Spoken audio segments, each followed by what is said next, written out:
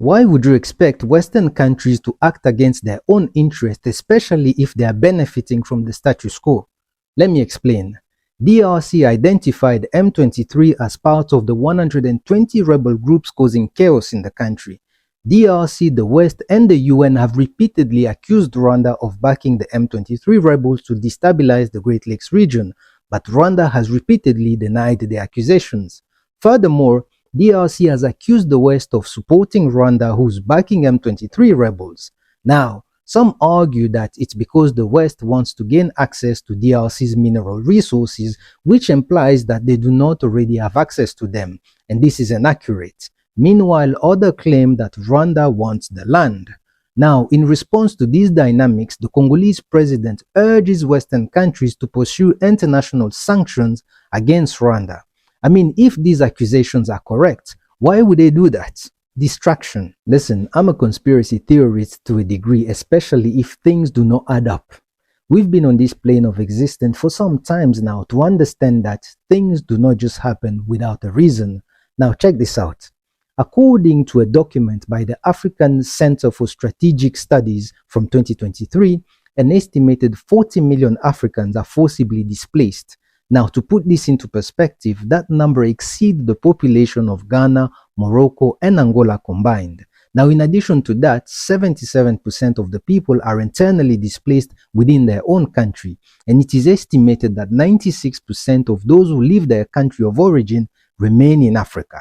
This challenges the notion held by some people that Africans are migrating in large numbers to replace other nations' dwindling populations. Also, among the 15 African nations with the highest number of displaced people, 14 are experiencing conflict in a continent made of 54 countries with artificial borders. However, the question becomes, what's the end goal? Because these displacements at this time are also time bombs for the future. So far, only 3 countries out of the 15 have been able to organize themselves to provide answers to these insecurity questions. So, are we meant to believe that Burkina Faso, Mali, and Niger are the only countries in Africa capable of critical thinking and decision-making during crucial times? I mean, I could be wrong, but out of the 15, these are the only countries where I have seen the leadership act like they are serious about finding solutions. What do I mean? These countries have accused their Western allies of supporting armed groups within their territories. Consequently, they chose to take their destiny into their own hands by ceasing all cooperation with their Western allies, arming themselves and seeking other partners. And as a result, in less than 3 years, they have been able to unlock situations that have been locked for over a decade while collaborating with their Western partners. I mean, if the Western elite could not provide solutions to these 3 countries, why will they be expected to provide solutions to the conflict in Eastern DRC, especially considering that they are being accused of benefiting from these crises?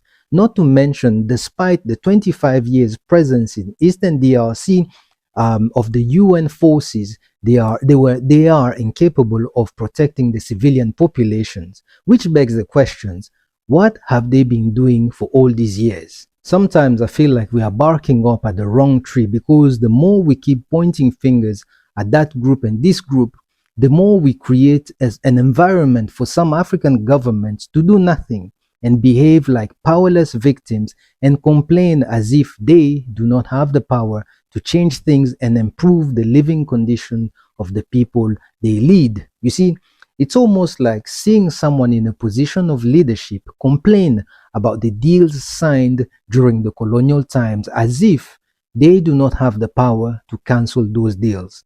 Unfortunately for them, the 3 countries mentioned above did exactly that. Now, in light of everything we now know, every report, accusations, and condemnation, I ask, what has become of the elected officials responsible for the millions of displaced people in Eastern DRC, especially when reports indicate lack of security, shelter, and medical supplies for the victims? Now, the Congolese president and his Rwandan counterparts have finally agreed to meet to discuss the ending of hostilities, among other topics. By the way, these meetings are organized by Angola's president, Joao Lourenço, And the last time these two met was in early 2024 in a mini summit organized in Ethiopia. And according to two diplomatic sources in Addis Ababa, the meeting was very intense and it ended with an exchange of insults. Look, I'm always curious to know what exactly do they talk about, because it is common knowledge that in politics there are no friends or enemy, only interest. But the only people who lose in a war or conflict are the families of the soldiers and the victims, because the politicians can meet again at any time and shake hands as if nothing ever happened. We, ni nini?